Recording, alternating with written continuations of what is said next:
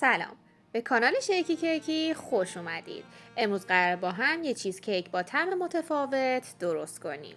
چیز کیک ما با خمیر بیسکویت دستساز درست شده و داخلش پر از نارگیله. تا آخر ویدیو همراه من باشید تا همه نکات مهم آموزش این کیک رو بهتون بگم. ما اینجا 50 گرم آب سرد داریم که شما اگر دوست داشته باشید میتونید از 50 گرم شیر سرد استفاده کنید. بهش 5 گرم پودر ژلاتین اضافه میکنیم. خیلی خوب هم میزنیم تا پودر ژلاتین داخل آبمون کاملا حل بشه.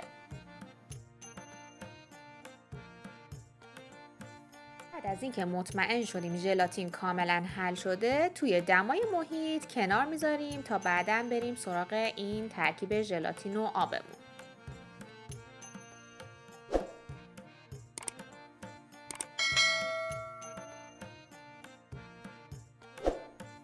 برای دیدن ویدیوهای آموزشی بیشتر حتما دکمه سابسکرایب رو فشار بدین.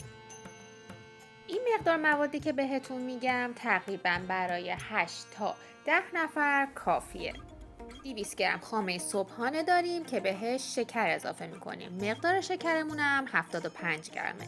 به خوبی هم میزنیم تا دونه های شکر داخل خاممون حل بشن.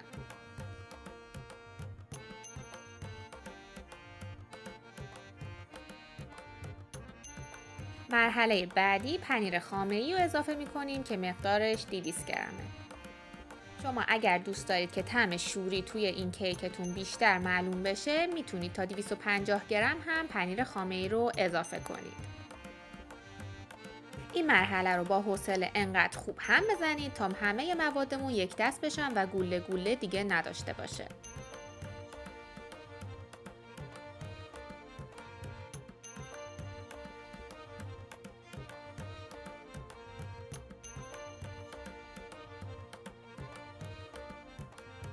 همینطور که داخل ویدیو میبینید مواد به همین اندازه باید یک دست بشن و بعدش میریم سراغ اضافه کردن پودر نارگیلمون.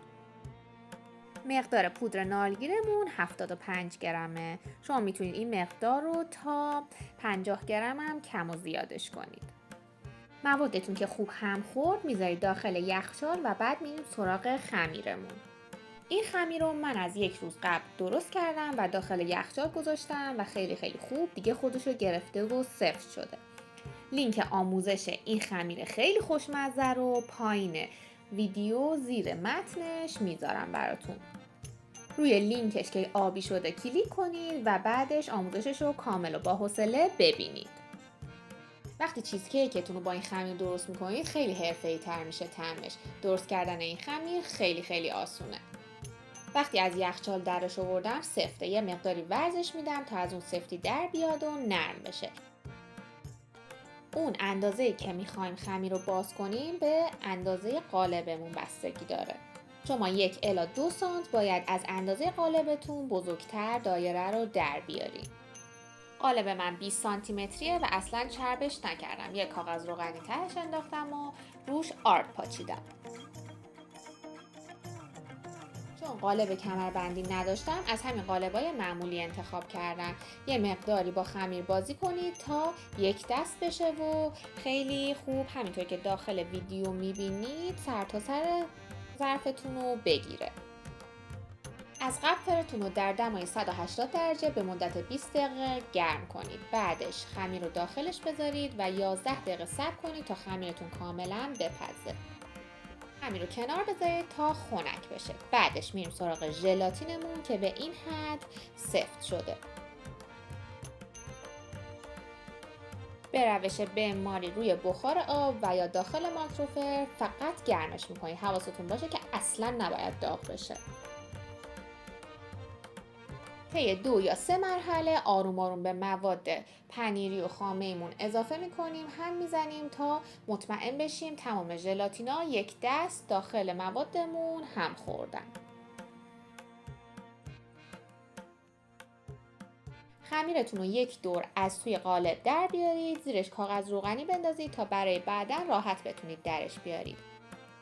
مایه چیز کیک رو داخلش میریزیم و یه مقداری روش رو صاف میکنیم و برای 4 ساعت داخل یخچال میذاریم تا کاملا خودش رو بگیره. بفرمایید دیدم چیز کیک نارگیلی ما که فوق‌العاده حرفه‌ای شد با اون بیسکویت دستساز و خوشمزه. امیدوارم از این آموزش خوشتون اومده باشه و حتما ویدیو رو لایک کنید، برام نظرتون رو کامنت کنید و حتما کانالم رو سابسکرایب کنید و با دوستاتون به اشتراک بذارید. تا یه ویدیوی آموزشی دیگه، خدا نگهدار.